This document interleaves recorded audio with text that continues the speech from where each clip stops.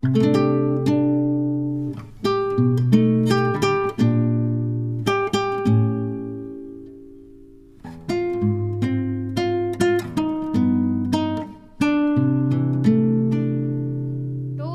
the postman.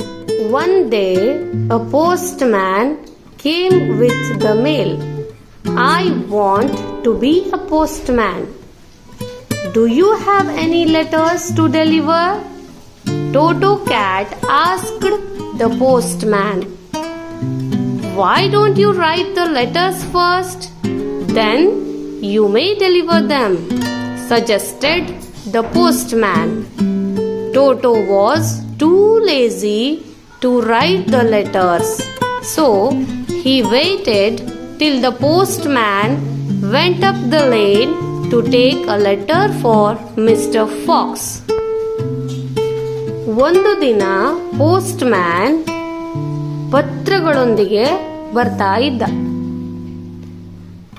I want to be a postman. Do you have any letters to deliver? Toto cat asked the postman. ಅಂದ್ರೆ ನಾನು ಒಬ್ಬ post man ಆಗ್ಬೇಕಾ ಅಂತ ನನಗನ್ನಿಸ್ತಾ ಇದೆ.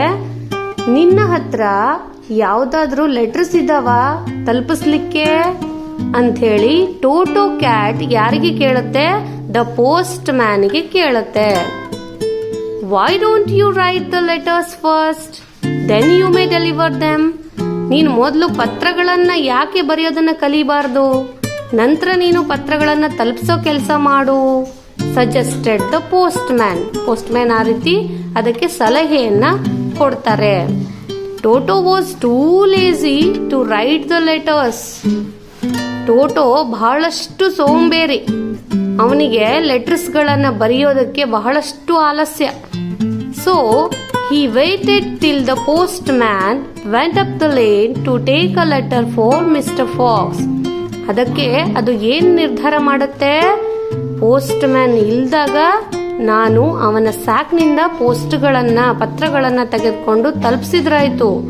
ಅದಕ್ಕೆ so he waited till the postman went up the lane. ಗಲ್ಲಿಯಲ್ಲಿ postman ಹೋಗೋವರೆಗೂ ಅವನು wait ಮಾಡ್ತಾ ಇದ್ದ ಟೋಟೋ. ಆಮೇಲೆ ಪತ್ರಗಳನ್ನ ತಗೊಂಡ್ರಾಯ್ತು. To take a letter for mister fox.